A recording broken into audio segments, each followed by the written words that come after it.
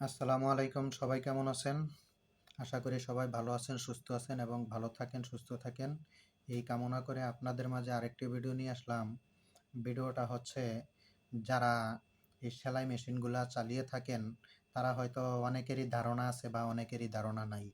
কিছু সমস্যা সম্মুখীন হতে হয়। তো যাদের মেশিন সম্বন্ধে ধারণা আছে তাদের জন্য আজকে আমার এই ভিডিওটা না। এই ভিডিওটা যারা বাসাবাড়িতে কাজ করেন মা-বোন আছেন তাদের জন্য, যাদের মেশিন সম্বন্ধে ধারণা নেই। তবে অনেকে সেলাই করতে গেলে আপনার নতুন মেশিন কিনে আনছেন, কিনে আনার পর যখন সেলাই কাজ করেন তখন আপনার কিছুদিন চালানোর পরে আপনার এখান থেকে এটাকে চাবিও বলা থাকে, অনেকে রেগুলেটরও বলে থাকে। যে চাবিটা আপনার মেশিনের চাকা ঘুরার সাথে সাথে তখন আপনার এই চাবিটা উপরে উঠে যায়। উপরে উঠে যাওয়ার কারণটা হলো যে এইখানে এই চাবির নিচে দেখেন একটা নাট আছে, এই যে ঠিক এই নাটটা, এই নাটটা এই চাবিটার গোড়ায় লাগানো, ঠিক আছে? এই চাবিটা আটকানো এই নাটটার দ্বারায়। এই নাটের নিচে একটা ওয়াশার আছে। এই ওয়াশারটা, এই নাটটা যখন খুলবেন একটা ওয়াশার বের হয়ে আসবে। এই ওয়াশারটা যখন ক্ষয় হয়ে যায় তখন আপনার এই চাবিটা উপরে উঠে যায়, বা অনেক সময় এই নাটটা লুজও হয়ে যায়। লুজ হয়ে গেলে যখন টাইট দেন তখন এই চাবিটা ঠিক হয়, কিন্তু এটা বেশিক্ষণ থাকে না। ২, ৪, ৫ মিনিট চালানোর পরে ঠিক নাটটা আবার লুজ হয়ে যায়। এটার কারণ হইল গিয়ে আপনার এখানে এই ওয়াশারটা লুজ, ওয়াশারটা ক্ষয় হয়ে গেছে। এই ওয়াশারটা যখন আপনি চেঞ্জ করে দিবেন, বেশি না, ওয়াশারটার দাম হয়তো ৳৫ নিতে পারে। এই ওয়াশারটা যখন চেঞ্জ করবেন, চেঞ্জ করে নাটটা টাইট দিবেন।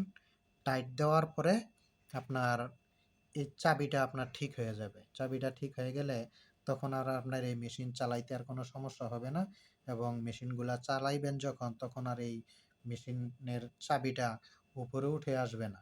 এখন এই জায়গার ভিতরে আরেকটু কাজ আছে, শুধু এটা লুজ এবং টাইট দিলেও হবে না। এখানে আরেকটু কাজ আছে, একটু মনোযোগ সহকারে এবং ধৈর্য সহকারে দেখেন ভিডিওটা। আশা করি এই ভিডিওটা দেখলে আপনারা ক্লিয়ার হয়ে যাবেন। এই যে দেখেন এইখানে একটা ডাকনা আছে, ডাকনার ভিতরে ২টা নাট লাগানো আছে। নাটগুলো আমি খুলে নিচ্ছি আপনাদেরকে বোঝানোর সুবিধার্থে, আপনাদের বুঝতে সহজ হবে, তাই নাটগুলা খুলে আপনাদেরকে দেখাচ্ছি।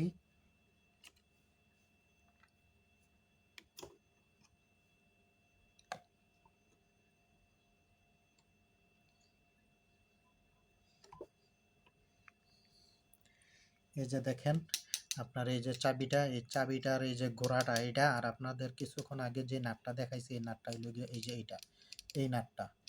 এই নাটটার এইখানে আপনার যে একটা ওয়াশার আছে, এই ওয়াশারটা খুইলা নিবেন। ওয়াশারটা খুইলা যখন আপনার ওয়াশারটা চেঞ্জ করে দিবেন, এই ওয়াশারটা চেঞ্জ করে দিলেই মনে করেন আপনার মেশিনটা ঠিক হয়ে যাবে। আর ওই চাবিতে সমস্যাটা করবে না। তো চাবিতে সমস্যার এই হলো গিয়ে আপনাদের একটু ধারণা দিলাম। এই ধারণাটা আশা করি আপনারা বুঝতে পারছেন, এবং আপনারা নিজেরাই এই ভিডিওটা দেখলে আশা করি যে এই সমস্যাগুলা নিজেরাই সমাধান করে নিতে পারবেন, আর মিস্ত্রির কাছে যেতে হবে না।